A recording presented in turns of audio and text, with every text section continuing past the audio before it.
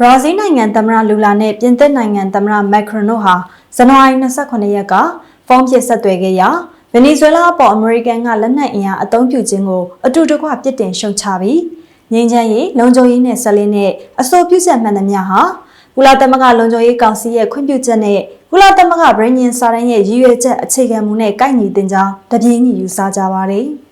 တနအီခန့်ကြာတဲ့ဖုန်းဖြစ်ဆက်သွယ်မှုအတွင်းနှစ်နိုင်ငံခေါင်းဆောင်တွေကဗင်နီဇွဲလားအခြေအနေနဲ့ဆက်လင်းကသဘောထားအမြင်ချင်းဖလှယ်ခဲ့ပြီးနိုင်ငံတကာဥပဒေကိုချိုးဖောက်တဲ့အမေရိကန်ရဲ့လက်နက်အင်အားသုံးလှုပ်ရှားမှုကိုအတူတကွပြစ်တင်ရှုတ်ချခဲ့ပြီးတောင်အမေရိကတိုက်တာမကတကမ္ဘာလုံးရဲ့ငြိမ်းချမ်းရေးနဲ့တည်ငြိမ်ရေးဟာများစွာအရေးပါတယ်လို့တပြေးညီယူဆကြကြောင်းဘရာဇီးနိုင်ငံအစိုးရကအိမ်နှိထုတ်ပြန်တဲ့ကြေညာချက်မှာဖော်ပြထားပါတယ်။လူလာနဲ့မက်ခရွန်တို့ဟာအမေရိကန်ကကမကထပြုတဲ့ငြိမ်းချမ်းရေးဘုတ်အဖွဲ့အကြောင်းလေးဆွေးနွေးခဲ့ပါတယ်။